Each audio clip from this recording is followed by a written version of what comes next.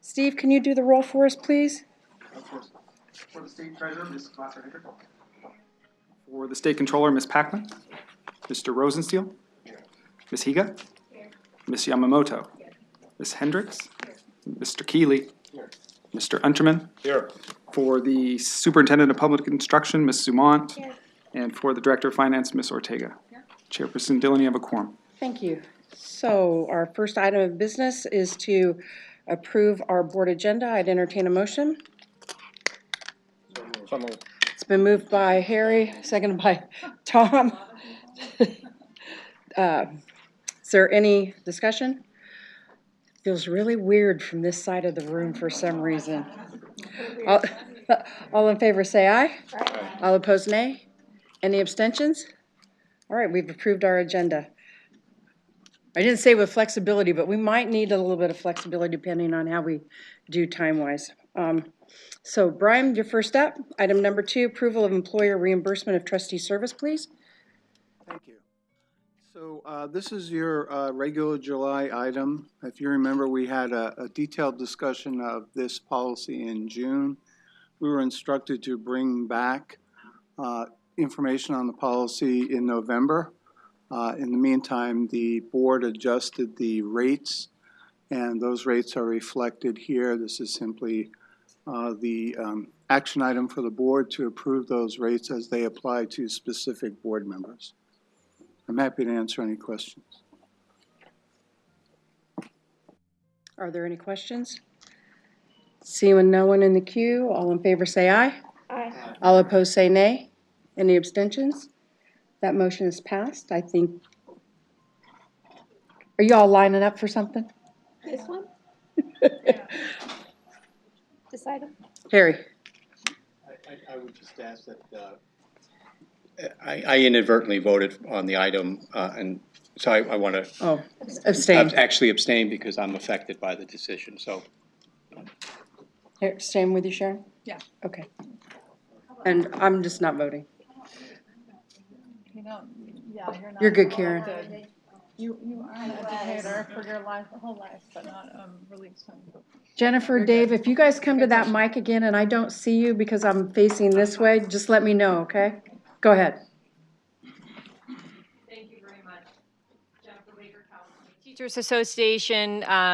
Thank you for your vote in support of this item. While it's not exactly at the level that we'd love to see, we do think that it's a very, very positive first step, and we look forward to information being presented in the future on this item and seeing where these discussions will go. So thank you very much for both the staff work and the support from the rest of the board on this item. Thank you, Jennifer. Hi, Dave. Hello, Dave Walrath, representing California Retired Teachers Association. In the same situation, we recognize the amount of work this board takes and the commitment that needs to be made in order to be an effective board member. This is a very challenging and difficult. We appreciate the vote and the action. And as in CTA, we hope there'll be a chance to look at this again down the road and potentially make subsequent adjustments upward to recognize the amount of work. Thank you. Thank you, Dave. Alrighty. I must have not called for abstention, so I apologize for that. Alrighty. Brian, back to you again for item number 3, CEO delegation.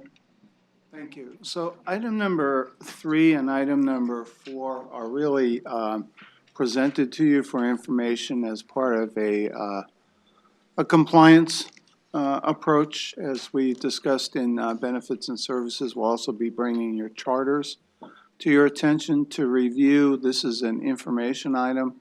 Of last year, we made some changes to the CEO delegation to address subrogation cases.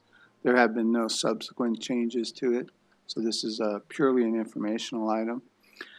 Item number 4 was our best efforts at executive staff and others to go through and categorize all of the non-investment delegations. You had your investment delegation item yesterday. So these are the other delegations that appear in your policy manual and in other areas. So again, this is to bring it to your attention so you're aware what your delegations are. And this will be an annual item as well. Alrighty, so you're actually presenting both items 3 and 4? both 3 and 4. Alrighty. Are there any questions on item 3 or 4, the delegation? Brian, I have one. These are just the portions of each policy where the delegation is taken from. So like on legislation where we're talking about the chair and the vice chair adopting positions on legislation or regulations, and it mentions the guidelines. The guidelines are in the legislative policy, correct? That's correct. And this is just the introduction to that, alrighty? Yes, this is, the concept for this, I'm sorry, perhaps I should have covered it a little bit deeper, but the concept of this is all authority rests with the board. And then the board can delegate authority either to individuals, to committees, or to the CEO according to statute. Super. All right. Any further questions? That's for information. Moving right along. Grant? Joycelyn? Come on up. Thanks, Brian.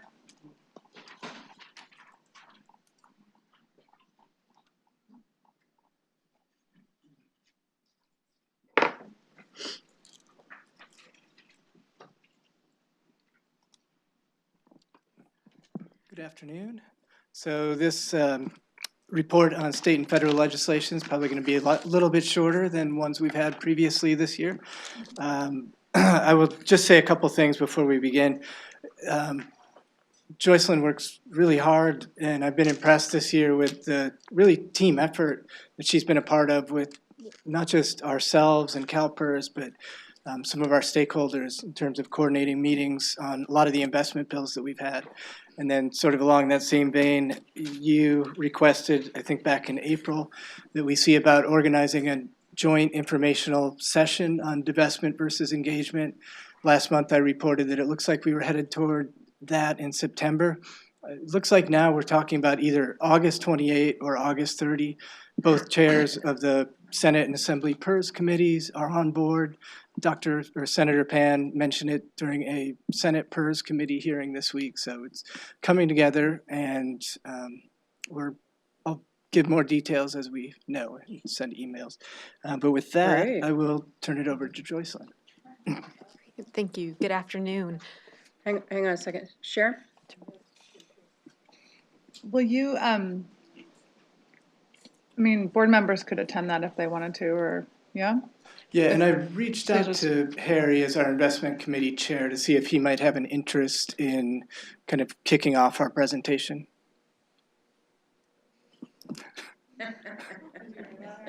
But Are you? it would be a hearing at the legislature, so completely open to anyone, even board members. Well, how fortuitous. If, Even board members. it's entirely possible that 2 of your appeals committee members will be in town and might want to take a look at that also. So Okay. I think So just we let us decided know. on the 20, did we decide on the I 30th think it'll be or 28th or 28th? 30th. 28th, so maybe Okay. we'll, So we'll give you the to the details two, as yeah. they come in. that's very good. Thank Thank you. you very much for pursuing that, and I'm looking forward to it. Alrighty, Great. Thank you. There are several updates to the different legislative items that are part of your packet today that have happened since the packet was prepared. And I just want to point out that you received kind of a legislative matrix this time, which is a bit of a different format that you've had in the past. So you can give me some feedback on that if you'd like to. But I'm just going to go down the list. And actually, one of the biggest updates is on AB 20 regarding the Dakota Access Pipeline, which was changed into an engagement bill, if you will, and a reporting on that engagement, which was a move in the right direction from what we asked for from your original position. Last time you did take an oppose unless amended position because there was still a provision in the bill that put parameters around your investment authority and requiring you to consider sovereign tribal rights in your investment decisions. Actually, on Monday, the author accepted amendments to amend that provision, and you have copies of that version that have been handed out to you. oh, they got it printed out. And it makes it more permissive. The amendments, if you want to look at them, are at the bottom of page 3, starting on line 39, and then go to the top of page 4. Speaking of legislative intent, that the board review and consider those kind of factors. I would say that it's appropriate this time, given those amendments, to remove your opposition. I would like to see if you would entertain taking a different position on the bill now. I think you have a couple different options, no position or neutral, and they would indicate where you are on the bill and the fact that the author has moved in toward the direction that you had requested. The bill did move out of committee and So on its way what, to. so what this amendment does is ask us to consider tribal sovereignty and indigenous tribal rights within our ESG policy. So then that would become incorporated if we believe that they were left out in the risk factors when we land It on expresses that, correct? the legislature's intent that you review and consider those. Chris, do you have anything to weigh in on? From our perspective, we're fine with the way the language reads now. I think I'd always err on the side of caution, which is I wouldn't necessarily support the bill because you don't want to set a precedence where you're always allowing the legislature to tell what you should or shouldn't consider on an investment. But it's fine with us if you want to take a no position and just let them continue forward. All We right. take that into consideration as part of the ESG factors. And part of our due diligence, Yep. anyhow. All right, is there any further discussion? We have a position of oppose unless amended. For us to take a different position, it would require a motion. And our options again, Joycelyn? You could either take a no position or a neutral position. I think a no position seems to indicate maybe what I've heard coming from the board and from Chris today. So run us through our positions again. So we have support. Well, I wasn't sure we had both a neutral and a no position. We do have both. I think a neutral indicates that you are fine with the provisions in the bill. The neutral is? Yes, and that you don't have no concerns. I think a no position is more that it's minimal impact and you're not really opining on what's in the bill. You're not kind of giving an opinion on it. So Tom, what position would you like to take? Okay, so first of all, it never dawned on me that we didn't consider tribal rights as something that was protected by our 21 risk factors. I thought we covered Absolutely. almost the world. And it would be a problem to me if we didn't consider tribal rights. But I think that means, I would propose we take a neutral position. Is there a second? Do you want to speak any further to your motion? No. Is there anyone else that wants to jump in line before I go to the mics? Jennifer? Teachers Association, we'd certainly recommend that you go to a no position if you're not looking at a support position in recognition of the tremendous change in direction that Assemblymember Kalra took to advance this bill. It's particularly important to note that he's been the only legislator that's actually been willing to work with stakeholders of the systems in order to try to make sure that what he's doing is feasible. Would we like there to not be anything and for you to be able to do the work that you already do? Absolutely. However, we think that it's important to work with someone who's willing to have good behavior. CTA does have a support position on the measure, but if you do choose to move in the direction of a no position, if you would be willing to convey as a board your appreciation for the author's willingness to actually work productively with you and your staff to try to put something together that's more feasible, and it might send a message to legislators that perhaps it's important to work with you as opposed to not working with you, because quite frankly, that has been much of the behavior that we've seen from other legislators. But we as stakeholders have been trying to work to be as supportive as we can for the direction that you ultimately want to see, not only on legislation, but politically as well. Excuse me, can I? Go ahead, Excuse me. Tom, go ahead and I'll get, there you go. Yeah, they'll hear you on mic. We'll do a selfie together, but Okay. I think the motion is to be neutral. Is that helpful? I was gonna ask, yeah, because you're You said encouraging no no- Okay, I didn't position? hear. Sorry, I had not heard the neutral, so yeah. Yeah, it's a neutral. Yeah, so that's, and they're very similar, but you should note at the same hearing that this was up and is going to be presented to you in a little bit. There was another bill that was up that certainly was not willing to move in the same direction. So to us, that certainly merits a different kind of a conversation, but thank you very much for your recognition of that. Okay. And Jennifer, I'm sure that the board as a whole would absolutely ask Joycelyn to approach the representative and let him know how much we really appreciated his willingness to work with us. Absolutely. And you should know that you were highly, highly supported by your stakeholders in the work that you wanted to achieve on many of these bills. And we appreciate that too. Austin Webster on behalf of the Faculty Association of California Community Colleges. I'll align my comments with Jennifer just to be brief here. We think it would be good to take either a neutral or no position in order to sort of reward the author for working with you all as we move forward. Thanks. Dave Walrath, CalRTA. Similar to the other comments, we also, like CTA, went into a support position to encourage future authors to look at engagement rather than trying to direct on investment policy. We support and appreciate you moving to a neutral position on this. Thank you. Good afternoon, members. Brian Ha with California Federation of Teachers. We were actually one of the earlier supporters of this bill. Our entire membership passed several resolutions divesting away from the CARD access pipeline, but we also currently have a support position on the bill, and we would encourage you guys to consider being neutral or not having a position. Thank you. Thank you very much. Seeing no one else in queue to speak, all in favor say aye. Aye. All opposed, nay. We have taken a neutral position.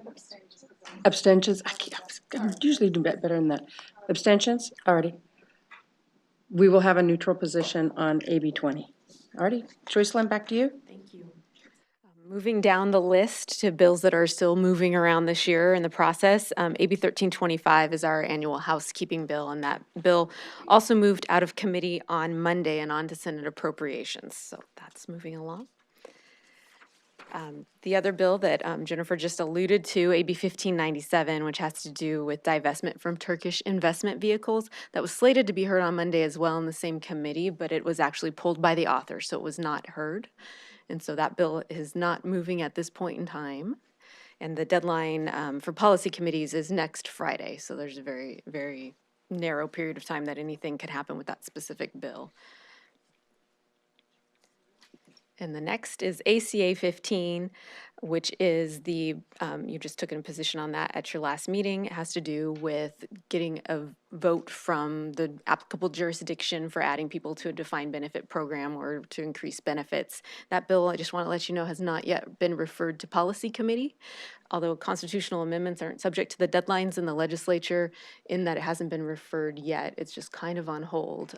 So we will continue to keep an eye on that, and if it is heard, we will be there with your position.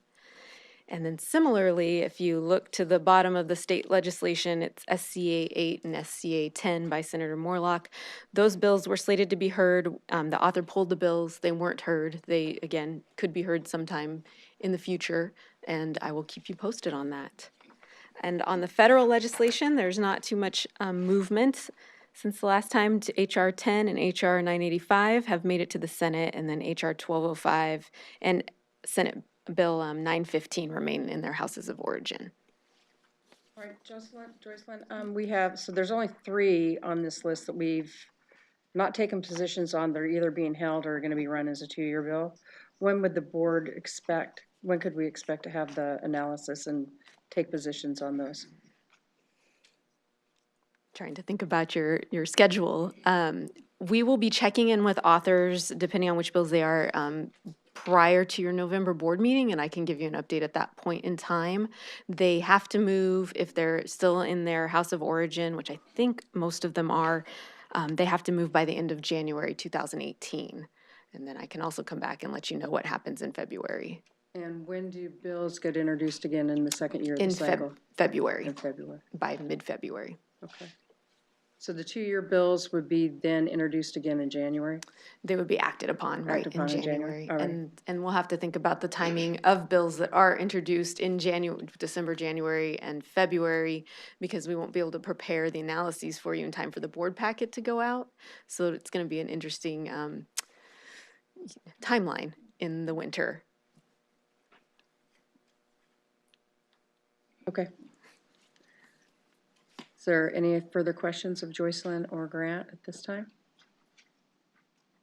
I was trying to ponder when we could get those out to the board members. If we could at least get them out a couple of days before the board meeting, they could be emailed, perhaps? The analyses? Yeah.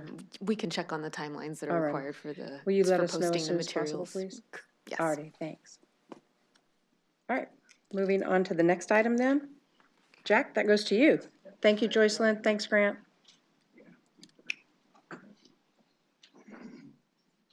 Thank you very much. Krista's going to join me for this presentation. So Krista, if you want to come up and I'll get it started. But first I want to just make a very positive announcement about a change in our senior leadership team. As you know, we added Grant from the Treasurer's Office to our staff in November as our new Public Affairs Director. And reporting to Grant are three positions: our Director of Government Relations, Joycelyn, Krista as Head of Communications, and then our vacant position, our Director of External Affairs. And we completed that search and have hired a terrific person, and it's Diane Stanton. And Diane, do you want to stand up so everybody can see in the back too and everything? So Diane is going to join us in early August. And I'll tell you a little bit about, so everyone knows who Diane is. Obviously, we've talked about engagement and stakeholders a number of times already in these 2 days together. So I think we all know how much value we place on this position and looking forward to getting it started. Diane brings a pretty unique set of skills here to us. She's recently in the Treasurer's Office as well as the Executive Director of the California Health Facilities Finance Authority. So she has great experience in running a program and all the management issues that come from running a program like that. But prior to that, she led the stakeholder outreach and relations efforts for one of our toughest programs really in California to get started, and that was Covered California. Our health exchange, and as you can imagine, highly successful in enrolling millions of Californians for their insurance. But the complexities and dynamics of a program like that, and California really set the mark at the country in getting that program started. So I'm sure she has more than enough war stories to tell us about working with differing perspectives and how to get consensus and getting a program started. And then prior to that, she has considerable political and legislative experience. She was the Ledge Director for the Treasurer's Office for a number of years, worked alongside one of our board members, Paul, when he was in the Treasurer's Office. And then prior to that, she actually worked at the Capitol in the Senate. So Diane's well-known in Sacramento circles for all of her success. So we're so pleased to have you on board and look forward to having you next month. So just came by to visit with us today and make sure no regrets, kind of checking us out. This is her last time to check us out. So we're all in good behavior today. Anyway. Yeah. Yeah, I got advance notice of this yesterday, and I was so happy because really I worked very closely with Diane for 2 years, and can't think of anybody better. So I learned a tremendous amount working with her, and we had offices next to each other, so we had a lot of interaction. So it's a great hire for CalSTRS. Thanks, Paul. Great. All right, then if you could put my PowerPoint on our Virtuosity program. And for Karen and Jeree, this is actually the best item of the entire year we do on our agendas. This is our favorite piece because this is the time when we really take a few minutes and honor the stars of the organization that work so hard on all the things you're talking about, but generally aren't here making the presentations, but they're the ones back doing the work. So this program is called Virtuosity. And it has it's a multi-layered program, and Sean Carrington's way back. I saw him in the back corner. Where are you? Oh, now you moved over there. Okay. Stand up so they know who you are. I don't think everybody knows you. And Sean directs this program for us and leads quarterly recognition sessions with us, with our staff, and really there's a lot of intricacies to it, but this has been an award-winning program with different layers of recognition that we do every day in the organization. It isn't just a once-a-year kind of thing, but there are many ways we can recognize people digitally and in person and with tokens of appreciation. But then once a year, we have nominations from all of of our business areas for those that really have had extraordinary achievements, but that particularly exemplify the core values of the organization. There's lots of activities that go on here, but obviously the core values of the organization is the glue of what we do here. And this is a process, it's a fairly elaborate process to nominate someone and to make sure that you can document behaviors that really exemplify those traits. It isn't just that you did a good thing and therefore you're a virtuoso, as we call it. And then we actually have a review team that reviews the various nominations and kind of makes a final selection. And those are the people I want to introduce to you today. And what's fun is I'm going to read just a short thing about what each person does, because it really shows you just, like we talked about before in the Benefits and Services Committee, just how intricate some of these jobs are, and how dedicated everyone is, frankly, to doing these tasks that ultimately support the mission. So we take a wonderful photo. For those of you that have been up in the tower, you know that we, on every floor in the building, we display a huge photograph of each of our virtuosos. And then at the end of the year, they get to take it home and be the star of their home like forever, and their relatives have to look at this.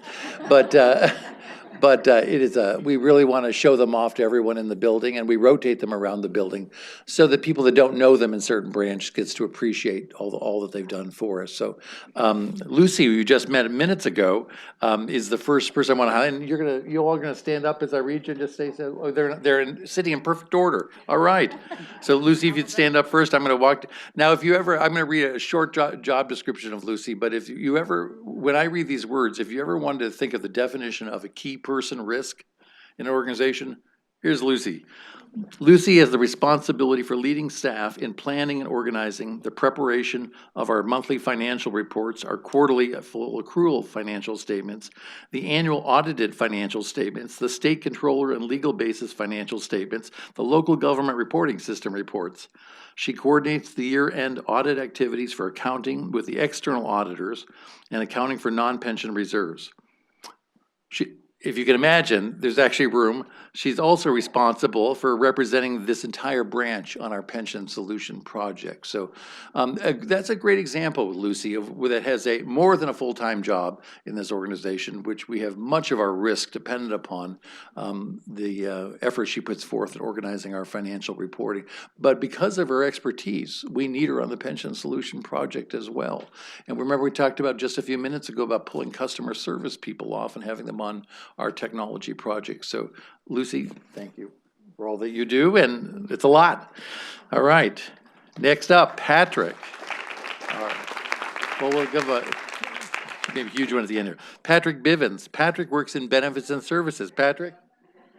Patrick's been before you in a number of roles here in the organization, but he provides investment performance expertise as it pertains to our defined contribution programs, provides research and analysis as it pertains to our retirement readiness program, and with a focus on our member service centers, our demographics, and our business operations. He's been a real key part of our Pension 2 program that we've been talking about earlier in the day. So. Now, next on my slides is Jesse. Jesse's not with us today unless he mysteriously appeared, but he works in our facilities management area and is a program coordinator, subject matter expert, and a liaison in our property management operation in the building. So very important person. And next up, Lisa Kashawamura works in investments in our investments branch. And there you are. Lisa acts as the investment branch's contracts subject matter expert, and this branch produces more contracts than anybody at CalSTRS, so this is a critical job. She independently initiates, analyzes, tracks all alternative solicitation processes, contracts and requests for proposals, bids and information. She's responsible for monitoring all contracts and determines when to begin a new RFP process.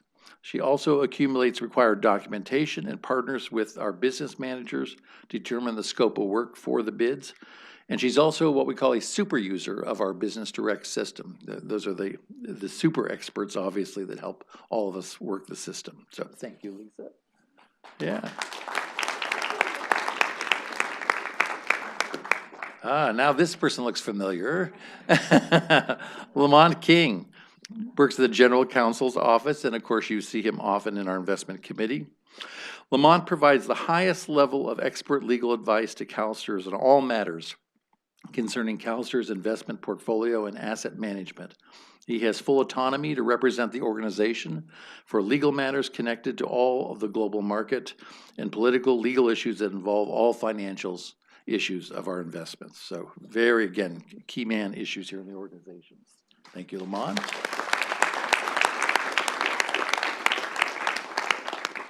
And tomorrow morning, you're going to get, of course, our oversight report on our pension solution project and hear all the key risk areas of that project. And Lou, understanding Lou? All right. Get to know this guy. This guy is very, very important related to this. Lou Levy works at our technology services branch, and he is the technical testing lead for the pension solution project. So Lou is responsible for leading our team in all activities across all levels of testing and working with the contractor. The testing scope includes all aspects of contractor acceptance testing, which is ongoing right now, and he works collaboratively with our business test leads for the development of all test cases. So again, one of the key areas of success for this pension solution project will be around getting through the testing scope. So thank you, Lou.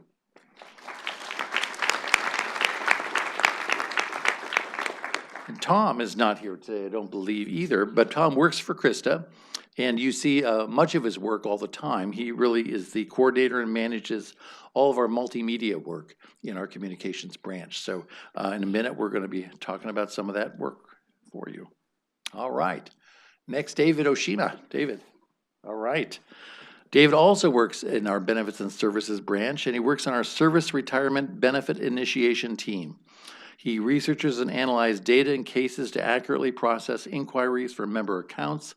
He analyzes, prioritizes, distributes, processes all cash balance applications, forms, and retirement documents to initial retirement benefits. He also performs user acceptance testing for enhancements to the systems. Again, you can see the dual roles that we have in people's positions. So thank you, David, for all you do. Pam, and there's Pam. Pam Simmons, she works in benefits and services as well as the legislative lead for service retirement. She's responsible for informing the division of all legislative issues that affect those business areas. She researches complex technical issues, does the bill analysis for them and historical review of the bills. She delivers written and oral presentations following the research, and she tracks the legislation that pertains to benefits and services as it moves through the process. And there's a lot, obviously, that impacts that area. So thank you, Pam, very much. And Heather is in our technology services branch as well. Heather leads large enterprise projects that involve the most complex information technology systems here at CalSTRS. Following the approval of project plans, she manages the scope, the schedule, the resources, and monitors their successful completion of each project. She ensures project success metrics are developed and monitored, and she maintains successful project interactions through communications and conflict resolution across large stakeholder groups in the organization. Thank you, Heather. Good. And Sean White, Sean. At the very, Sean works in our administrative services area in human resources. And Sean performs complex analytic work on HR operational assignments and was a primary contact for the HR division on all aspects related to the administration of HR budgets, contracts, procurement, and accounting. He served as HR's webmaster, their SharePoint administrator, and is assisting all their technology efforts. We currently have underway a thorough review of our technology that we're using in human resources internally, and Sean's a key part of that. And he has a wonderful Halloween skill that comes across every year that he performs here. So he's been a key part of Halloween. Sean, thank you for all you do. So it's so important, all these individuals, to what we do. So it's a pleasure to introduce you to them, and we'll be honoring them throughout the entire year here at CalSTRS. All right. So let me turn here to Krista. I asked Krista to actually join in doing this, and it partly got me thinking last board meeting when you were listening to the PwC presentation around technology and talking about risks in organization, and they started talking about social media and its impact in organizations. And I think we all know so well in our lives when social media isn't done well. We often see that each day. And I think this is a chance for us to talk about how we do social media here at CalSTRS, not just in terms of the classic member outreach, but also around some of the risk management areas. We've been trying in this report to highlight operational areas of CalSTRS, and I thought today we hadn't really done anything with you around communications, and it's such a changing area for us that I thought we would do that with you now, with Krista. So let me give this to, I know you're gonna do that? All right. Yeah. Okay, perfect. After they call it up. You guys ready? Sure. Got it? Thank you so much, Jack. Now, I haven't used the new mic, Well, that- so you know, am that I might be a close little enough? trouble with it. It's gonna broadcast you enough. Is it, can you hear me okay? Not that. Not that well? I can always talk louder. That's one thing where I'm proficient in that. But thank you, Jack, and thank you, members of the board. It's a pleasure to be here today, and I'm just thrilled to present this to you. In the presentation that you'll see, social media is one component, but what I really wanted, and I'm thankful for the opportunity, because I really wanted to give you a very broad understanding, but also go into more of the future strategies that we're looking into for CalSTRS in terms of how do we communicate effectively with our members.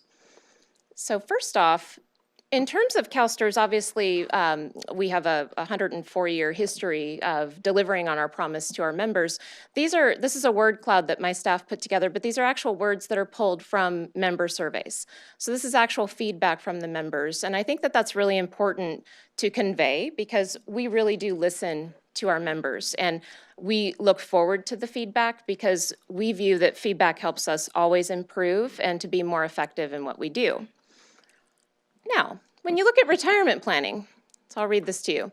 So on the caption on the left, it says, so we got to thinking, which would be less painful, to come here or meet with a financial advisor to explain retirement plans? And you can obviously see what they're faced with. And our goal, because really when you think about retirement planning, is it heaven or is it a hellish experience? But if you don't plan for retirement, you're either going to be in a great spot or trying to make ends meet. And we really don't want that to happen as much as possible. So our goal is to help our members make informed decisions about their retirement. But I'm reading a book right now, and she uses a term called communiclutter. And I loved it because right now in this day and age, I think the last time I presented, I think I fascinated all of you with, and I didn't make up the statistic either, that there was a study that was done about the attention span of the average adult right now since the inception of social media. And it's actually less than a goldfish. So a goldfish has about an 8-second attention span. The average adult is slightly lower than that. I think it's between 5 to 6 seconds because that's how long it takes you to read 140 characters. And they've measured this. So I don't know how they measured the goldfish timing, but it's, go figure. Yes, sure. Did I lose you Did they already? break it down? No, yeah, I was gonna say, by gender? Did they do it by gender? Right? Don't even go there. I don't have that Don't level go of there. detail. Well, you won't, Let's just say. Touche. I think we can fill in the blank. We're reading between those lines. Right. So I wanted to go behind the scenes and really give you a glimpse of the science behind our communications. And it's really 4 different modules, if you will. And the first one is target audience messaging strategies. So I know this is a lot of information, but I'll break it down for you over the course of the slides. We always leverage research. Research is our lifeblood. That's how we formulate our recommendations. We are responsible with, obviously, anything that we use. If we ever do spend anything on, say, social media advertising, which is very rare when we do it, but if we do something like that, or if we're choosing to print publications, that type of thing, we want to make sure that we're being effective in how we're spending the funds. So we're also looking at behavioral research in terms of what motivates people when it comes to financial savings and their awareness.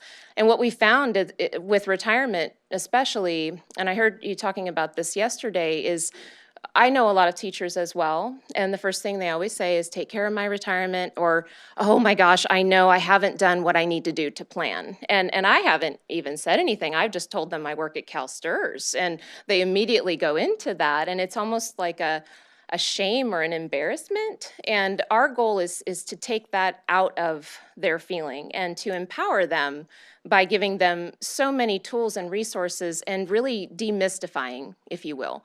So over the course of the presentation, I'm going to talk to you about the different tools that we have. But one thing that we did, this is actually for internal use, and I don't know that you've ever seen this before. These are not actual CalSTRS members. I want to clarify that first. But what a persona is, and many companies will do this, it's called persona research. You actually do focus groups with your actual members. Then you break down that data into personas that represent different portions of your audience. The only persona that we have not created at this point is for the retired members, so these all represent different stages of the active member population. But the reason for doing this is, and I don't have pictures of those included, but we actually broke it down into cards, if you will, that are used as part of training purposes for the benefits education specialists. And this helps them to relate to the members through their different career stages and through their life stages. It's not just about their career, it's about what's going on in their lives as well.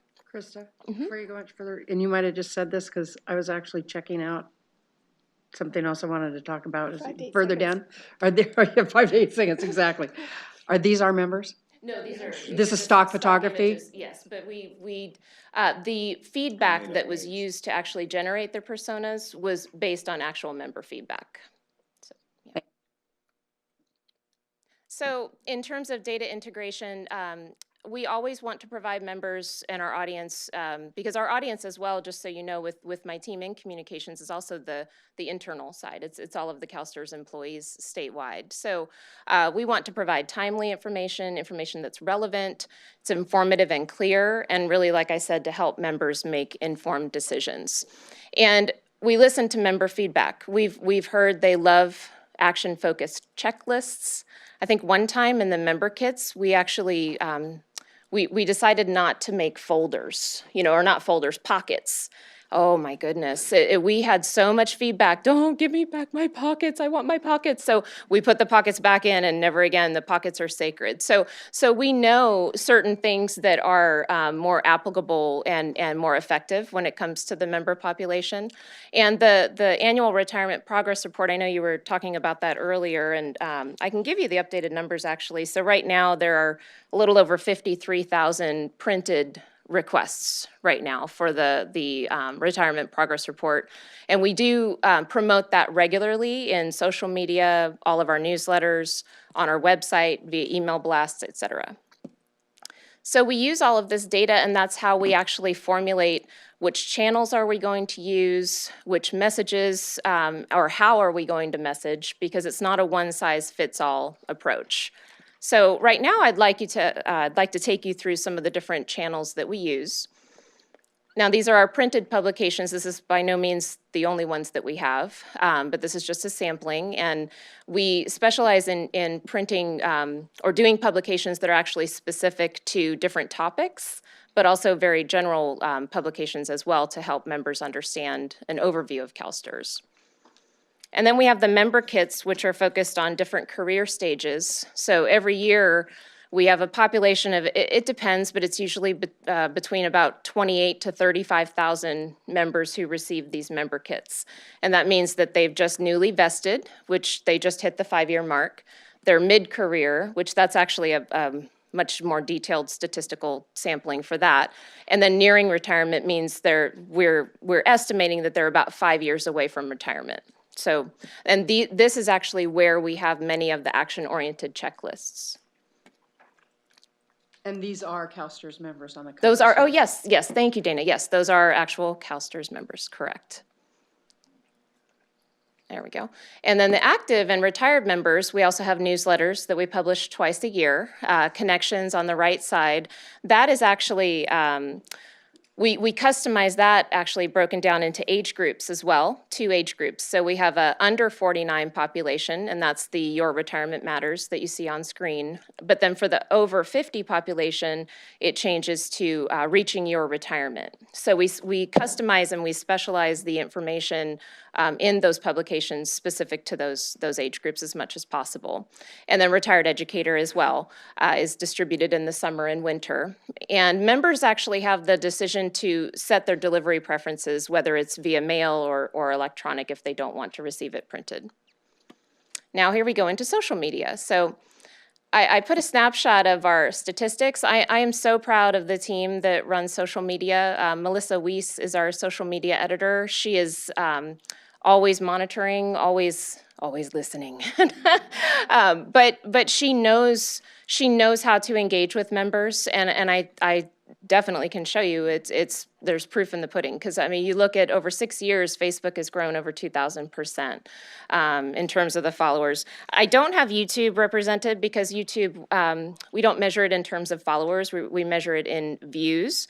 And I can tell you that just in 1 year, the YouTube, we posted 271 original videos, and we had a 244% growth in the total views of those videos. So that's what I was looking up when we were talking about it Oh, earlier. okay. So tell me again why you don't track that? I mean, there are more, when I took a look at it, we have 524 videos posted on our channel. Total, right. We have 337 subscribers. Why are we not tracking that? We don't do it specifically in that way. We track it in other ways, but we don't do it specifically in that way because a lot of the videos that we're posting, they end up being integrated like through Facebook, for example. So we also want to capture the views from that. So that's why, but I can start to break that down if you'd like and put YouTube on the list. It's definitely a very important channel for us. But most of the marketing, if you will, is not done through coming through YouTube. other venues It's here. directed Got to, it. exactly. Alrighty. Yeah. Views. Yeah, yeah, Right. yeah. Right. Right. And I included the views in your report. So last year, in fiscal year 16-17, our YouTube videos were viewed a little over 43,000 times. Very cool. Yeah. And a lot of what we post on YouTube as well, they're the member benefit videos, which I'll show you a couple as we move along.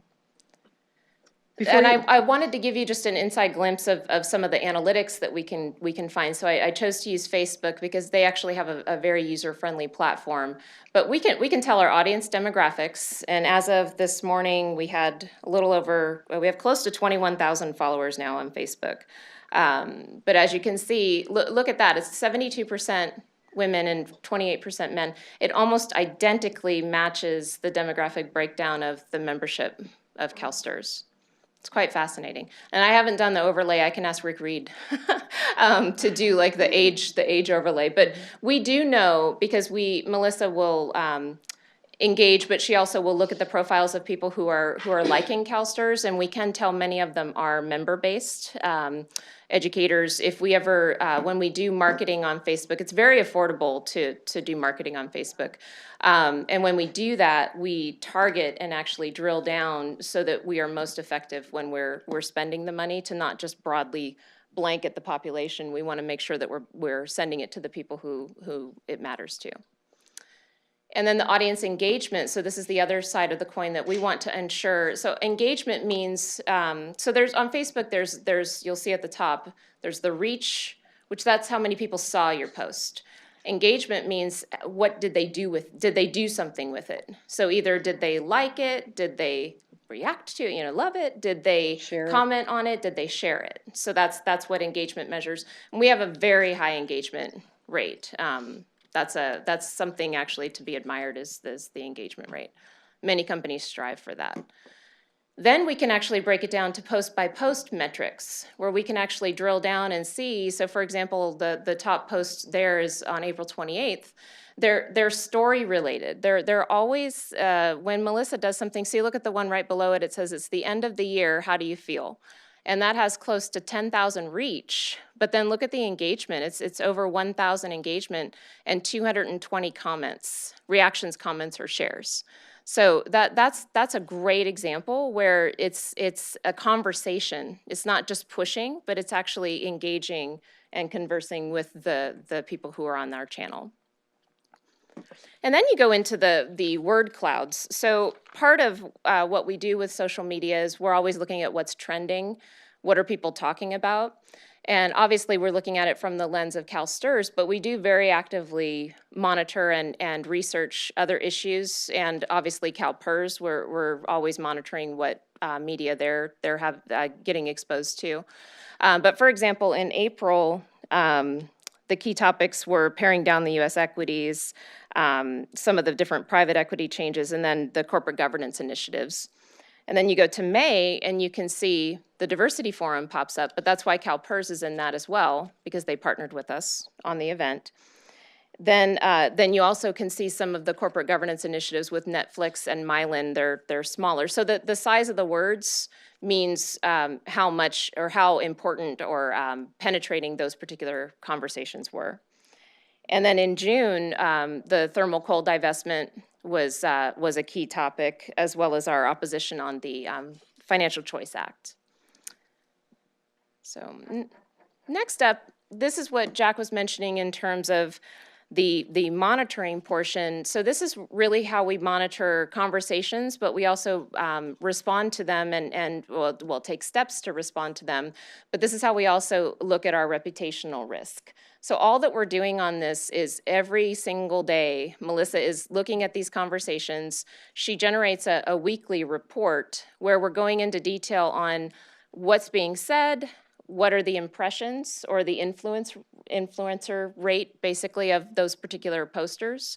And that's how we gauge. So if you ever wonder, and you're always welcome to reach out to me or Jack or to Grant, but whenever we make a decision to engage, we don't always do that because it always depends on how much what we call traction is it getting in the external world. But when we do engage, we've done a lot of this type of research, and I can show you another one. So that was coal divestment. This is the Financial Choice Act position. And you can see this is actually showing, this is what they said. A lot of these are Twitter-based conversations that are taking place. But this is how we monitor and measure our next steps. And we also use this to strategically plan ahead in order to make our future decisions.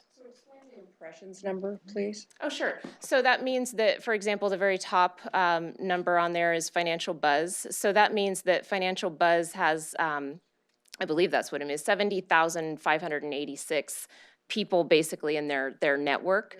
But it may not just be their network. It could also be how much it was retweeted from their original post. So it's essentially that's your still Facebook analytics? No, this is mostly Twitter. Okay. But in this report that we do, we also bring in Facebook. But these are all representing Twitter posts. Okay. Yeah, tweets. Mm-hmm. So, but impressions, it's that's the potential exposure that you have based on the channel who has posted it. Okay, and then on the website. I included statistics in Jack's report as well, but the website last year had, I think, a little over 1.3 million site visits in 1 year. And the average visit duration is between 4 and 4.5 minutes. And it's such a wealth of information, and I do know we have heard feedback sometimes that the website can be a little overwhelming, but there is so much information to put in there. So I would highly encourage people to use the search functionality, and the top of the page always has the I would like to pull down menu, and that has the top 10 most popular things that are occurring or being asked for, but that actually is modified based on feedback that we receive from the contact center. So the contact center will tell us, hey, can you put something else up there, or can you modify it? And it really does work because they can see a dip in the amount of calls that come in based on how we shift information on the website. And we have My CalSTRS, and I do have to celebrate because we have over 506,000 registered users right now. That is amazing when you look at the fact that the site just launched in mid-2010. So it's just had its about 7-year anniversary, and I would highly encourage every member, not just actives, but also retired members, to register on MyCalSTRS, because that's how they can actually update their contact information. They can verify their benefit. They can access tax information. It's an extremely valuable benefit. And we also have 403bcompare.com, which just relaunched in mid-March this year. This is one of the financial planning tools, which is extremely valuable for our members, because this is really meant to help our members, and actually it's all school employees. They can use this tool to navigate through what we call the sea of hundreds and hundreds and hundreds of investment products that are out there for their supplemental savings. So this is a tool for them to use. It would supplement their defined benefit and help them to meet their retirement goals in analyzing different tools. So then we have the member education videos that I was mentioning. These are featured on YouTube, but we also have them on several places on our website. We cross-promote them on Facebook, and we try to use, we've used CalSTRS employees in the past, but we've also had, I believe we had a retired member who did a video, and we've used different staff, like I said, throughout the organization, different subject matter experts. And this is Helena in investments, and the multimedia staff had a wonderful idea to start to do the Investments 101 series. And we're actually looking at doing something similar for Benefits 101, or maybe called something different. But these are short, so as you can see, this is a less than 30-second snippet. And it's not a standalone. Obviously, there's a series of these, and we've actually just been awarded a couple of recognition through national associations for these videos, because it's a way to explain complicated investment terms in very easy to understand ways and words. So, and these are actually investment staff who are doing them. So it's yes, Karen? No, I had a chance to look at that before, and there's also a link that if you want to know more, Right. you just click on it. So that was really Good. kind of fun. Good. Of course, I have a couple other people in line too. Oh, sure. Just let me know whenever. Hire? Yeah. Lynn, do you want to go now? I was just curious, back on this slide that showed the different social media channels, what kinds of things do you post on Pinterest? I'm sorry, on Pinterest? Yeah. Pinterest, we do, it was interesting because we started doing Pinterest, I think it was in about 2012. And I remember, I'm not a Pinterest user, and I remember speaking with the staff person, and he was like, Pin what? What is that? What are we gonna do on that?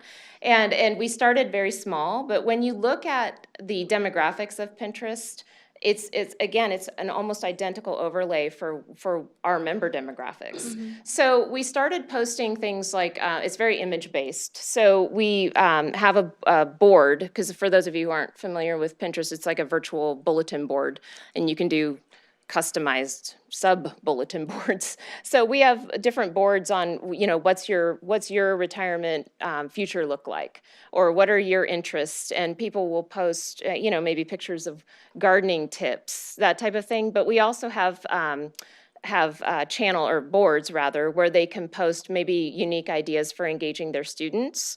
And I know that that's not a direct connection to retirement, but what it is it's a facilitated way for them to take that next step, where either they would be connected with ideas for their students, or they would be connected with more knowledge, knowing that CalSTRS is there for them as their retirement. So that's our goal with that. But we have a wide variety. I'd encourage you to check it out. That's a really interesting portal to get people involved. It with the is. website. It is, and the growth has been it's been slow, but at least it's growing. It's let's see. Yeah, we've had 873% growth. So we don't have a huge amount of followers. We have 185, but that's 185 more than when we started. And it's definitely it's the way I look at it is it's a integrated way to be able to reach people, and maybe each 185 of those people, maybe they're sharing stories about the unique ideas that they're getting from CalSTRS, and maybe those people just haven't taken the step to follow us on Pinterest, but maybe they have on Facebook. That's how I look at it. That's really interesting. Thank And- you. Sure. And on top of that too, Krista, so I'm one of the 185, and I think it's fabulous that we do academics and other things that are kind of outside our core retirement. So I think that's a great hook to Good. bring people into Right. it. People that follow me, because I follow Cal STRS, they're also accessing Cal STRS through me without following Cal STRS, right?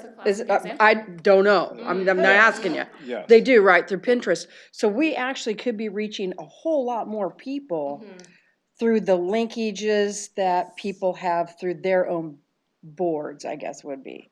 So I think that's, kudos on Pinterest, because that was not, I remember when we talked about it the first time, that was not something I would have thought that we would have gone to.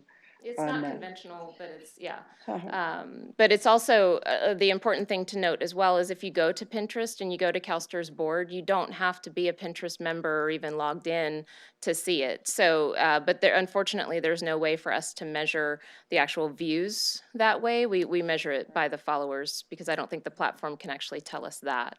So that brings up another question for me, though. How much do we try to cross-pollinate and push people to the other various methodologies that we use social media through the social media we already know is successful? So do we promote our Pinterest site Oh. through Facebook and through Twitter and things like that too? Alrighty, Yes, cool. definitely. Cross-pollination is a huge tool that we use because they're all linked. And speaking of that, so look at LinkedIn, for example. LinkedIn is a great site for us to promote, say, job opportunities and that type of thing. But we don't just stop there. We also post them on Facebook. We will tweet them. Right. So everything is a fully integrated platforms. You know, a lot of times on Twitter, but we're starting to refocus this a bit. Twitter tends to be more the business population, and that's more investments driven. But we are starting to and we have always posted member information on there, but we're trying to be a little bit more creative in how we message that on Twitter to see if we can increase our member population. Cool. Thank you. Were there any other questions? I think Harry's, you want to ask yours now? Yeah, might as well. Okay.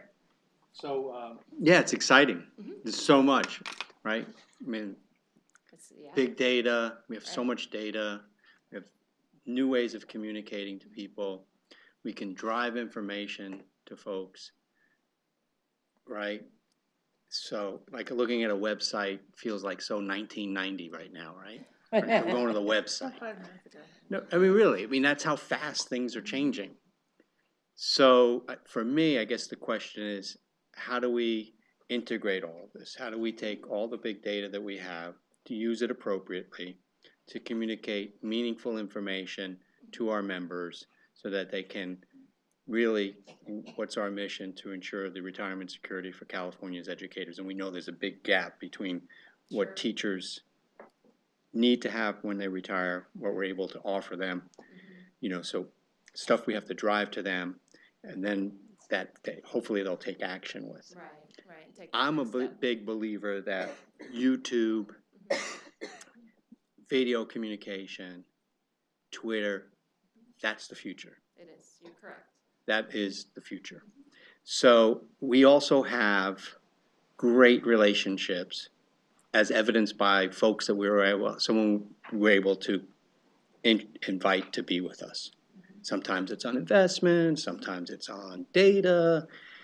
You know, we get to interact with people who, it'd be wonderful to talk quietly amongst ourselves. Like, are there some of these great thinkers? And we're right here in California, right at the, like a stone's throw from Silicon Valley. And people generally like teachers. Most successful people can look back in their lives and say they had an instrumental teacher. Sometimes that gives us an entree into a conversation. It'd be great to, if we're not, tapping into some of those resources and saying, we're trying to close this gap and provide teachers with some valuable information that we hopefully they will take action on to help ensure that they retire with greater comfort and security. And they're not so dependent just on their DB. Right, and we have pension too. We have all of this stuff. So how do we integrate all of that and build those relationships? And what's the appropriate ask of whom to help the great team that we currently have to access some of those external resources and individuals that perhaps could provide a little advantage to us. Yeah, I definitely Do you see- think about, do you guys think about that? I definitely see what you're saying, and you are correct. Video is where it's going. A lot of the Facebook in particular, they actually base their algorithm now on videos are displayed higher. So those of you who use Facebook, when you're on your news feed, whether you're on your desktop or you're on your cell phone, you're usually going to see your different people that you follow, you're going to see their videos first. And so our key to success, what we've seen is short, brief, informative, and directing to more information, but easy to consume information. And that's the thing that we work very closely with Elisa Dobbins and her team on the member surveys. And it's always so informative, but we always look at it as an opportunity because the most recent survey, there's some in the younger generation, the millennial generation, they don't know that CalSTRS is their retirement, and it's they're paying into it every month. So one particular change that we just made, so for example, on the member kits, the newly vested member kits, and mid-career, I believe we did it on both of those. We've changed the envelope where, and I can't recall, Christy Frenzel is working on it right now, but we're not going to say this exactly, but almost like, okay, this is what you're paying for every month, like open this is your retirement, something very clear that says you need to read this. And it is really a mutual responsibility.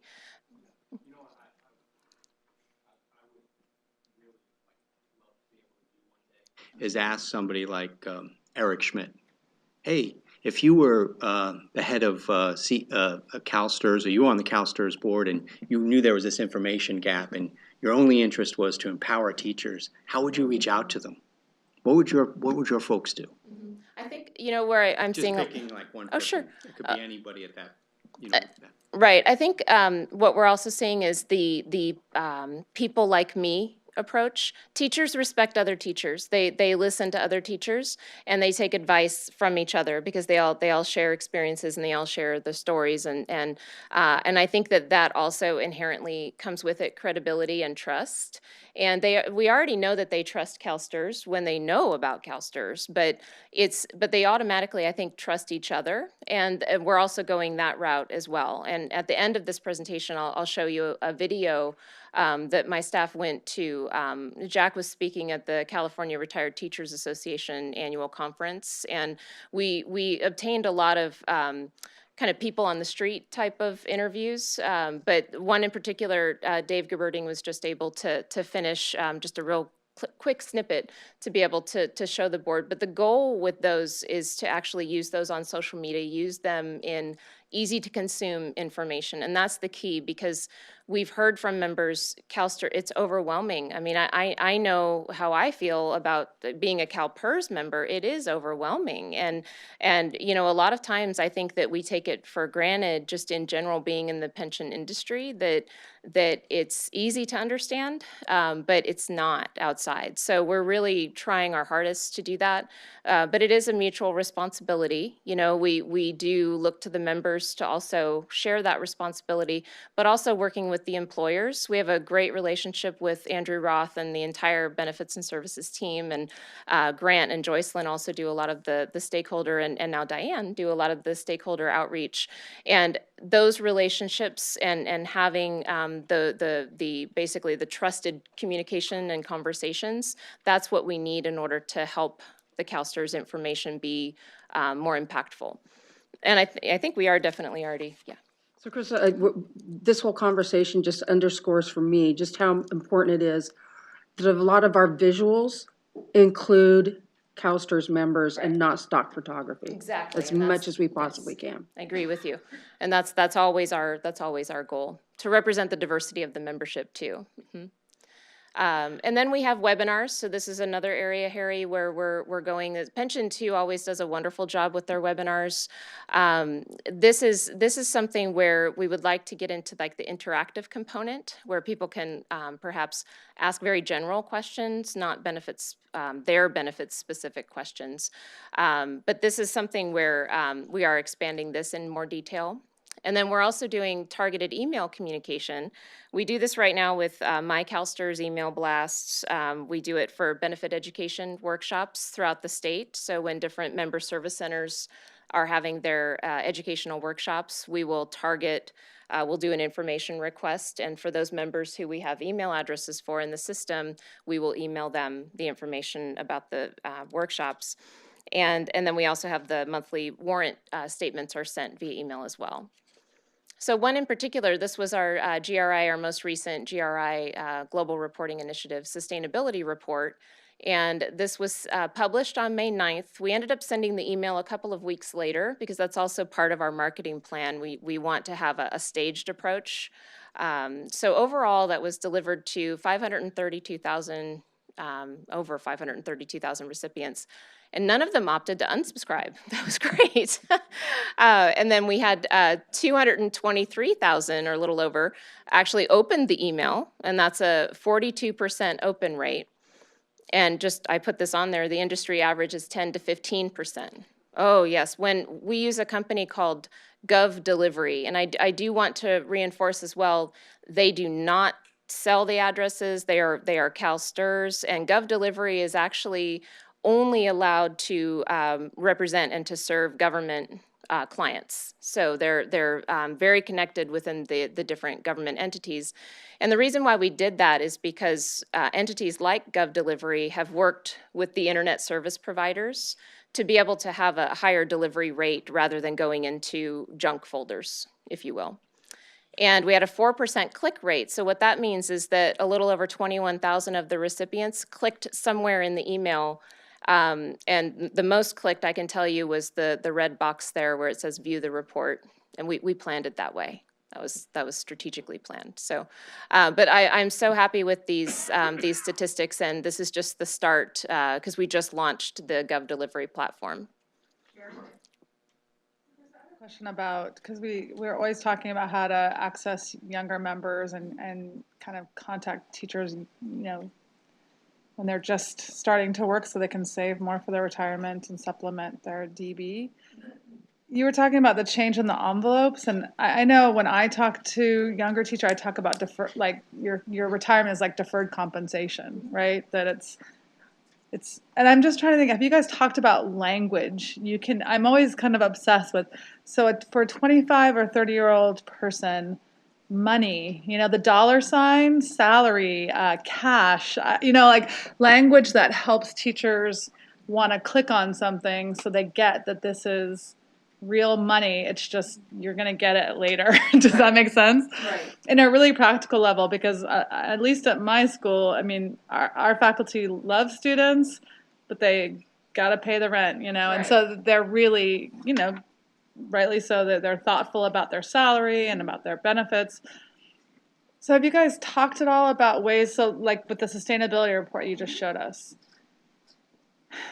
could a 30-year-old community college faculty, you know, get an email that says, hey, your information about money that you have saved in an account right now, and it's called, because I remember when I got hired, I didn't know what a pension was, I didn't understand, this world was like, I was just teaching.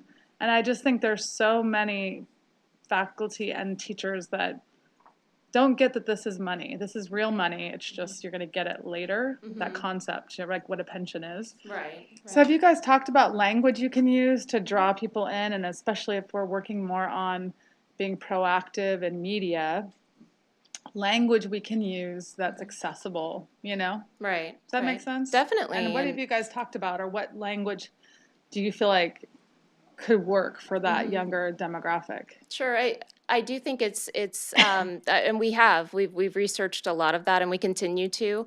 I have some examples at the end of the presentation of some things that we're researching. We haven't put them in place yet because we're just starting to do some of the more in-depth research.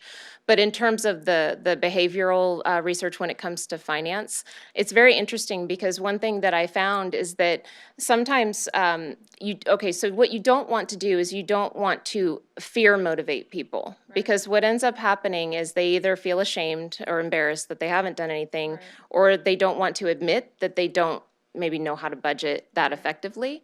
But what does fear do? Sometimes fear can motivate apathy. And then they can say, well, if this is going to happen, I can't do anything about it. And we don't want that to happen. So it really is using engaging terms that are easy to understand, that are obviously non-accusatory of you should be doing this. Nothing in a penalty type of environment. But what we try to do is to help them understand it's quick. You can learn this quick. It's convenient, easy to understand. This is actually a perfect segue into the next slides on the retirement workshops that Andrew Roth and Sandy Blair's team are launching. These are the My Retirement series. And this is actually they call it, their marketing words are to demystify CalSTRS benefits. So really to explain this is what you have. And I love the middle one. You're helping students build their futures. Don't forget about yours. Yeah, so.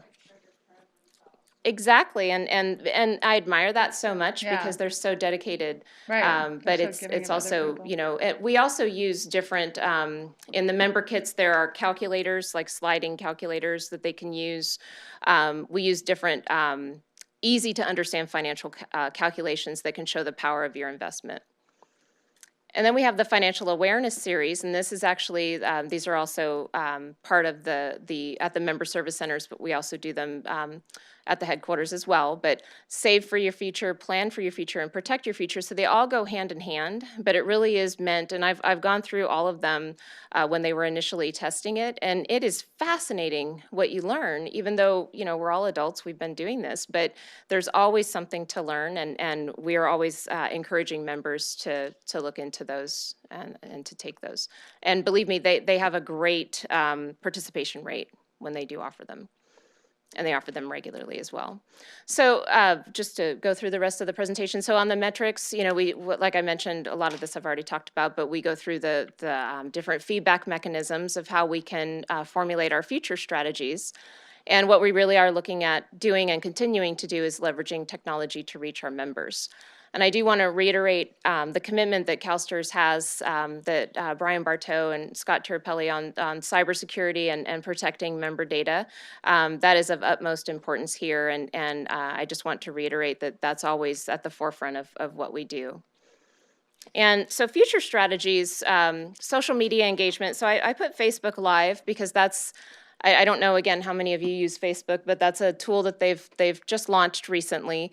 It's where if you're on Facebook, or even if you have your cell phone next to you, it'll give you a notification that, so-and-so is live. So, I could be, selfie myself right here, and it would say, Krista Noonan is live.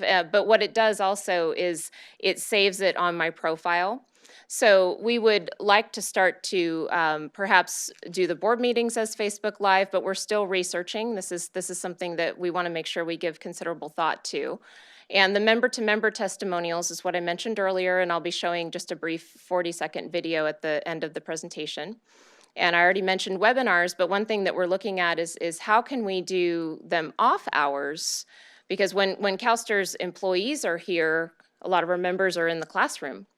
So how can we do them perhaps on the weekends or have them recorded so then members can watch when they have time, and perhaps also have the ability to answer or input questions. And then we have, like I said, the videos. I've already talked about much of this. The one thing I know that came up in June, you were asking about the video conference capability. That's something I spoke with Andrew Roth and Sandy Blair about it, and I know that they are looking into that. But again, they have very valid points where our priority on cybersecurity and on member personal information, or protecting their personal information.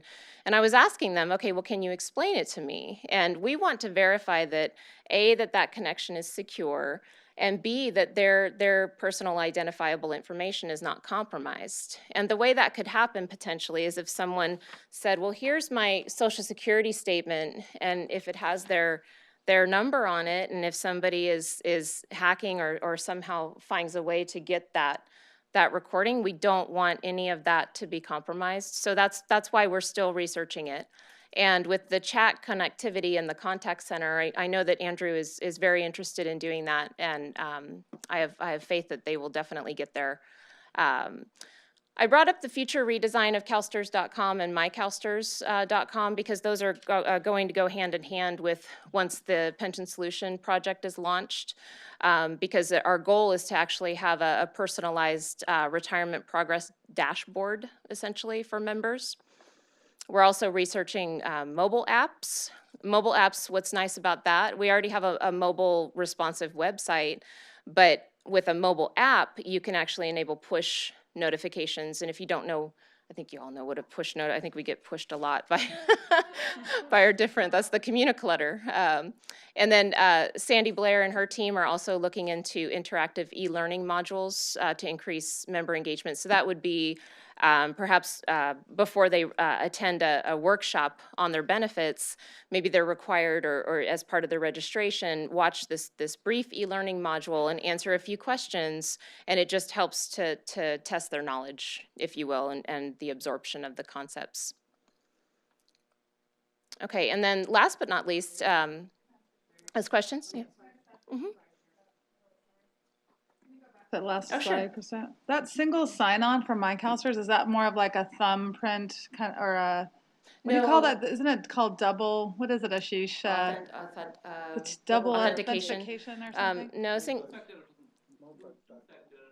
Two-factor, yeah, that's it, two-factor. Right. One of the things I hear from teachers, because I'm always talking about myCalSTRS, and they're like, oh, Sharon, I can't remember my password, and I can't, and I'm just trying to think of ways that it's just, there's no barriers, it's just, but then how do you do the cybersecurity? So Ashish, if you could solve that problem tomorrow, that would be awesome. But that's what I hear a lot from people, and I think about it in my own life. It's like I have like 8 seconds a day to do stuff. You know what I mean? Like, okay, I got to get on myCalSTRS. If it's not easy in 2 minutes, it's on my to-do list, and like 2 months from now, I'll look at it, and I'm just thinking of ways to make it. So what is the single sign-on? Single sign-on means that, for example, if they went to CalSTRS.com, they would have the ability to enter their username and their password, and then it would take them back to CalSTRS.com, but it would actually have a dashboard that would show them, say, on the right side, here's your current service credit, here's your current account balance. And one thing I would encourage you to think about, because I love what you're saying, but I know for me, I wouldn't be comfortable. I know it's like, oh, what's my password this time? Right. But I do also, as much of a pain as it could be sometimes, I know it's there for a purpose. And I totally, yeah. and I actually have like a wallet thing on my app, so I don't really have an issue with that anymore because I've learned strategies. But I find a lot of teachers, at least the ones I hang out with, are not that I'm tech savvy at all, but I think I'm a little more tech savvy than some of my colleagues, and it just seems like the more steps, I know maybe we'll never get away from, I'm sure we will, right, from usernames and passwords at some point. We'll figure out a way to do the cybersecurity, but at this point, it just seems like it just ends up being a barrier, but it is what it is. But that's our eventual goal, is to basically, what that means is to have the seamless interface between the two sites, where they can interact with both .com as well as with myCalSTRS from one point. And the dashboard, the user-friendly dashboard, is key. Yeah. So just a few more things. So gamification, this, again, I want you to know, hear me now, that we are still researching this, but not this. This is actually, you can do this now. Visit CalSTRSpension.2. See, I have my radio announcer voice going, but with My Orange Money, Sandy Blair spoke about this, I think it was earlier today, or it could have been, no, it was yesterday, I'm sorry. But look at how great this is. It's a very easy to use platform. You can show, this is how much money I can save now, and then this is the power of what your savings is going to grow to. And again, you can go on through calstrs.com/pension2 to learn more about it, but it is a great forecasting tool to help people in your own, this is just on your own. You can do this. No one else has to see it, and you can go through different calculations. Very easy to use. Now, this is another example. This is, it's hard to read, but I'll explain it to you a little bit. So up at the very top in the magenta color, it says Retirement City.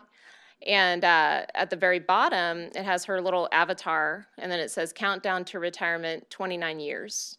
And then it has badges. So, the interesting thing, it has leaderboard like on the right. And I don't, I like the idea of having the people like me approach, but that's a little extreme. But where I'm looking at people like me, it would be, okay, I'm 35 years old. I've been a teacher for 10 years. Where should I be? Because I know when I see a lot of retirement statistics, I usually look for what my age group is, and then I look at what the average savings should be or what it's anticipated, and I try to compare, is my savings in line with that?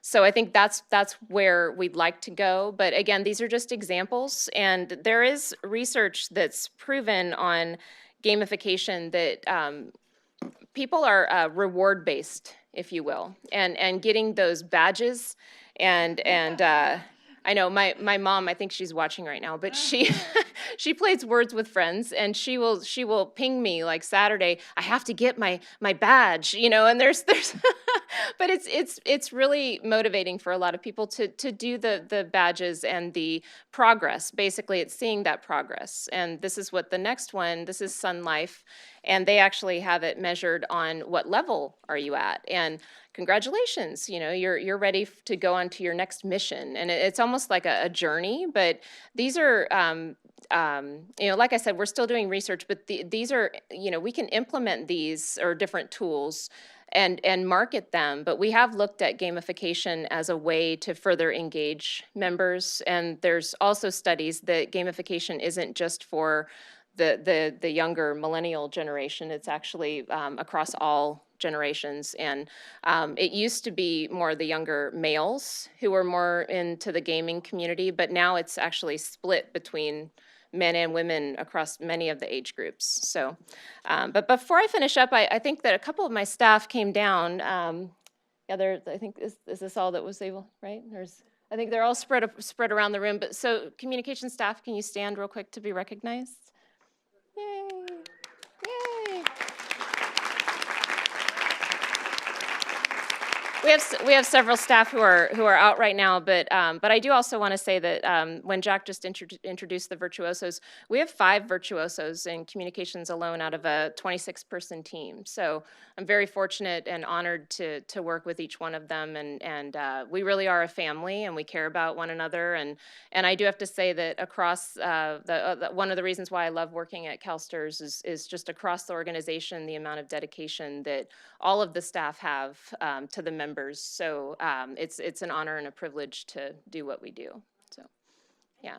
Any other questions? And if there aren't any, then I'll ask Jonathan to, and before you start the video, Jonathan, this video, like I said, it was shot I think they just used an iPhone. No, I'm sorry. They used one of our DSLR cameras, but this was shot at the CalRTA conference in mid-May, and Melissa Weiss and Tom O'Hare went and watched Jack present, but they also had some brief interviews with members, and I just love this video. So we're calling this Postcards from Retirement. So enjoy. What's one thing you would tell your younger self about retirement? Save some money. I'd try and put away as much as you could. Although I know it's very difficult when you're starting out, young people, getting together and raising a family, et cetera, et cetera.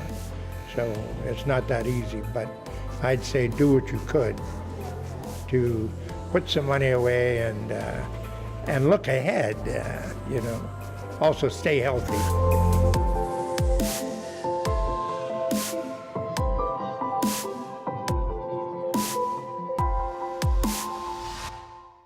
We have a series of those that we will be producing, and we got some really great footage, so I'm thankful that CalRTA allowed us to come and partner with them on getting the fabulous interviews straight from the teachers to their younger selves or their early career selves. And it's that's a lot of the motivation and the inspiration that we're looking to bring out to our members. So, any other questions?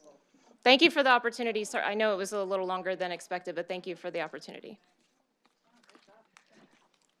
So Chris, this isn't to you, so you're fine to go ahead and go, but there was during your presentation that kind of brought it to me, and I probably should go to Andrew and to Brian for it. Because Krista was talking about security, I know when we did some things in Weed, counseling sessions and workshops and things like that. One of the questions that Sandy, I think it was Sandy and I talked about is connectivity. So for CalSTRS staff to go out in remote areas and have access to internet. We probably should take a look at what we can do. As a union member, we've always encouraged our members, don't you ever put anything personal, connect anything personal to the district's internet. Because once it's connected to the district's internet, the district gets to consider that their property. So I had concerns about how if a CalSTRS staffer came, connected through the district internet, the legal implications of that. And so I think as we move down the road and start doing some remote things out, away from our service centers and things like that, that could become a real issue for us, particularly in the rural areas. And that's where we really need to reach out to. So I just think that that's got to be on our mind as we move forward. And I know Andrew's got that project coming up. I just wanted to bring that up now. Artie. Yeah, thank you. Jack, you look like you had a question about it. Artie, do you have anything else in your report? Ready for Bagley Keene. Okay, then what I'd like to do is take a 10-minute break. And we'll go to Bagley Keene right afterwards. They'll all come back. They will all come back, we'll promise.